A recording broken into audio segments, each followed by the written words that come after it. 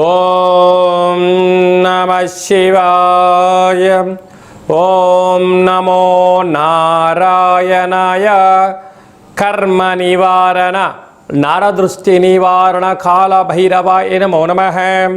ఓం కాళకాళాయ విద్మహే కాళాతీతాయ ధీమహి తన్నో నరదృష్టి నివారణ కాళభైరవ ప్రచోదయాత్. హరి ఓం. మా ఛానల్కి స్వాగతం.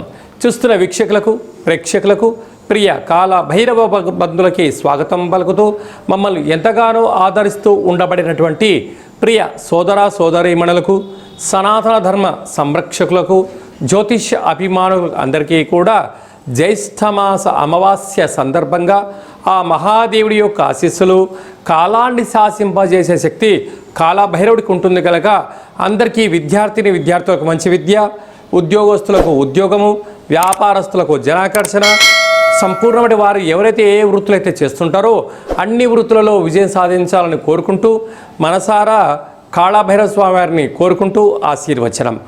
16/6/2025 నుండి 30/6/2025 వరకు పుట్టినటువంటి వారందరికీ కూడా ముందస్తుగా జన్మదిన శుభాకాంక్షలు. గతంలో వివాహం చేసుకున్న వారికి వివాహ వార్షికోత్సవ శుభాకాంక్షలు. ద్వాదశ రాశుల్లో గ్రహ గమనాలు ఒకసారి వీక్షింపచేద్దాం.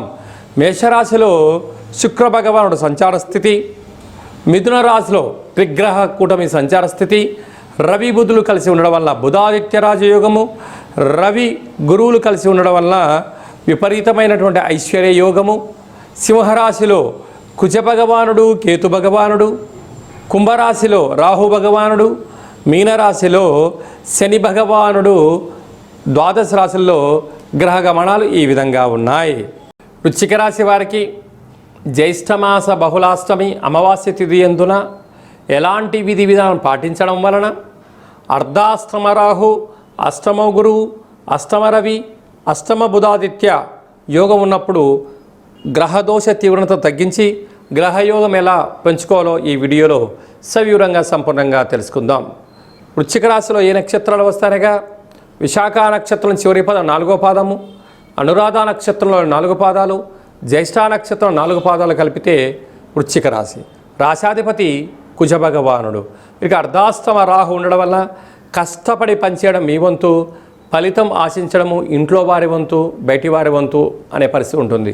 కనుక వీలైనంత వరకు మౌనం, ధ్యానం, ఏకాగ్రత, సమయం, ధనాన్ని సద్వినియోగపరచుకోవడం, దయచేసి అప్పులు ఇవ్వకపోవడం, అప్పులు తెచ్చుకోకపోవడం కూడా చాలా మంచి కాలము. అందరూ మీరే గొప్పవారు, మీ సలహాలు ఇవ్వండి అని మీ దగ్గరికి వస్తూ ఉంటారు. విజయం సాధిస్తే మా వంతని అపజయం చెందితే నువ్వు ఇలా చెప్పే కనుక మేము ఇలా అయ్యా అని చెప్పి అపవాదును మీకు మూట కట్టే పరిస్థితి ఉంటుంది.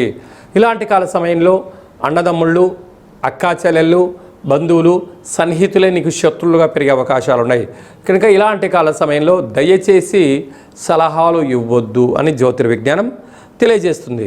అలాగే పంచమ స్థానంలో శని భగవాను ఉండడం వలన నూతనంగా వివాహమైన వారికి సంతాన యోగం, పిల్లల యొక్క చదువులు, అభివృద్ధి, కెరీర్ తీర్చిదిద్దడంలో మీకు మీరే సరిసాటి అని చెప్పి గమనించాలి. 6వ స్థానంలో శుక్ర భగవాన్ ఉండడం వలన నూతన వస్త్రాలు, బంగారు ఆభరణాలు, షేర్లు, క్రయ విక్రయాలు యోగదాయకం.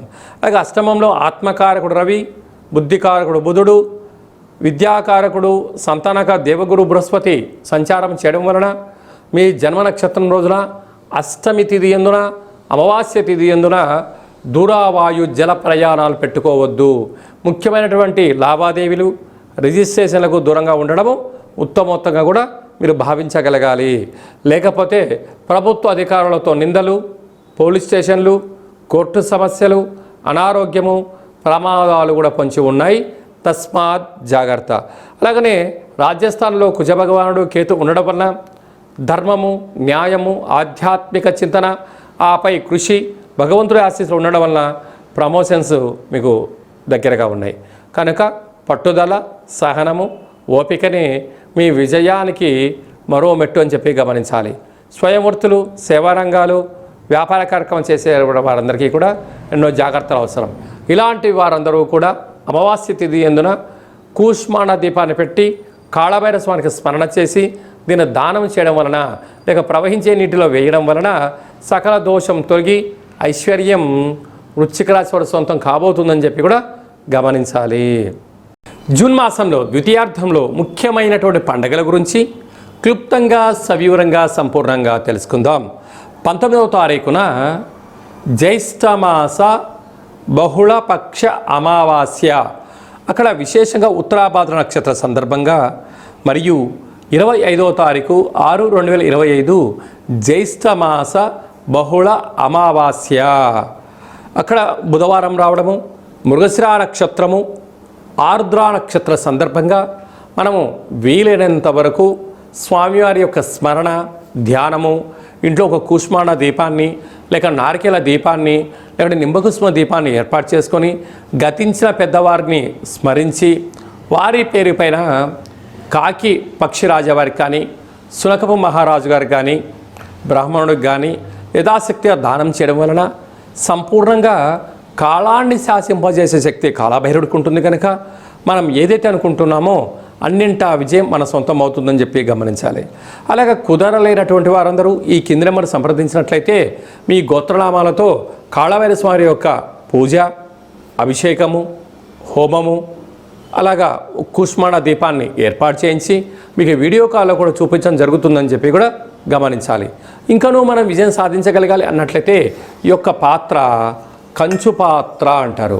అంటే ఈ పాత్రలో విశేషమైనటువంటి యంత్రాలను అచ్చు వేయడం జరిగింది.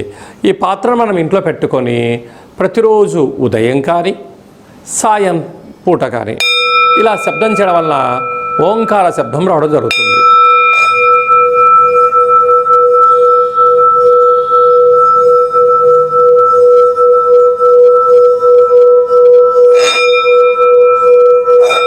ఇలా శబ్ద తరంగాలను సృష్టించడం వలన మనిషి శరీరంలో ఉండబడిన చక్రాలు వికసింపచేయడం, ఇంట్లో ఉండబడినటువంటి దరిద్ర దేవత బయటికి వెళ్ళిపోవడం, లక్ష్మీదేవి గళ్ళు గళ్ళు అంటూ ఇంటికి రావడం, మనం అనుకున్న అన్ని పనులు కూడా కాలభైరవుడు విజయం సాధిస్తాడని చెప్పి గమనించాలి.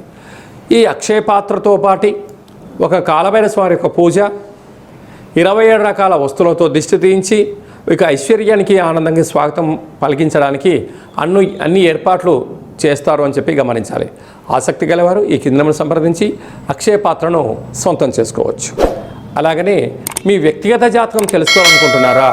మీ పేరు, పుట్టినటువంటి తేదీ, నెల, సంవత్సరం, సమయం మీరు రాసి పంపించినట్లయితే మీకు 100 సంవత్సరాల జాతకాన్ని రాసి పంపించి పుట్టినప్పుడు గ్రహ గమనాలు ఎలా ఉన్నాయి, ప్రస్తుతం ఎలా ఉంటున్నాయి, భవిష్యత్తులో ఎలా ఉండబోతున్నాయో సవివరంగా సంపూర్ణంగా తెలియజేయడం జరుగుతుందని చెప్పి గమనించాలి.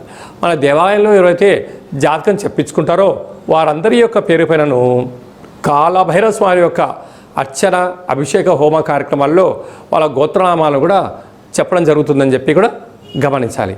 అలాగనే వివాహమైన దంపతులు తరచుగా గొడవ పోవడం, ఎవరికి వారే యమునా తీరే అన్నట్టు పరిస్థితి ఉంటుంది. అలా కాకుండా జాతకంలో ఎలాంటి ఇబ్బందులు ఉన్నాయి, స్వల్పమైనటువంటి చేర్పులు మార్పుల వల్ల ఆ దంపతులు అన్యోన్యంగా ఉండడానికి ఆధ్యాత్మిక సలహాలు, సూచనలు ఇవ్వడం కూడా జరుగుతూ ఉంటుంది. పుట్టినటువంటి చిన్నపిల్లలు ఎలాంటి ఆధ్యాత్మిక నామాలు పెట్టుకోవాలో మీకు తెలియచేయడం కూడా జరుగుతుంది.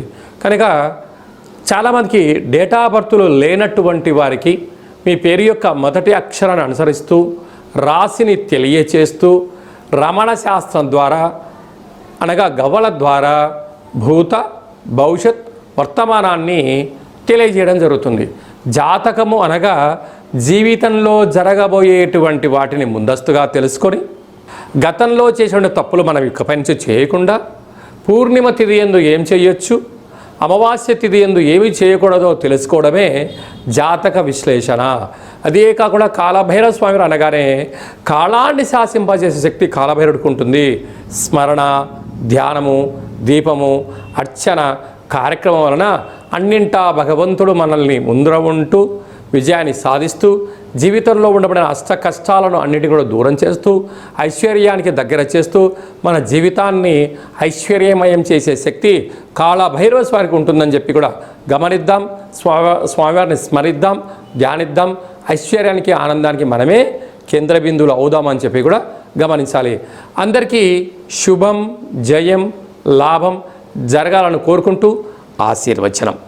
ఓం శతమానం భవతి శతాయు పురుష సతేంద్రియ ఆయుష్యేవేంద్రియే ప్రతిష్టతి. ధనం ధాన్యం బహుపుత్రలాభం శత సంవత్సరం దీర్ఘమాయు. సర్వే జనా సుఖినో భవంతు. లోకా సమస్తా సుఖినో భవంతు. సర్వం కాళభైరవ దేవతార్పణమస్తు. హరి ఓం. ఈ వీడియో మీకు నచ్చినట్టయితే లైక్ చేయండి, షేర్ చేయండి, మా ఛానల్ని సబ్స్క్రైబ్ చేసుకోండి. మేము చేస్తున్న ఆధ్యాత్మిక వీడియోలు అందరికన్నా ముందుగా మీరు తెలుసుకోవాలి, చూడాలి అన్నట్లయితే గంట సింబల్ ప్రెస్ చేయండి, పైన ఆల్ అనే బటన్ కూడా ప్రెస్ చేయండి. ఈ భక్తి సమాచారాన్ని భగవద్బంధువులకు, మిత్రులకు, స్నేహితులకు చేరవేయండి. కాళభైరవ స్వామి ఆశీస్సులు పొందండి.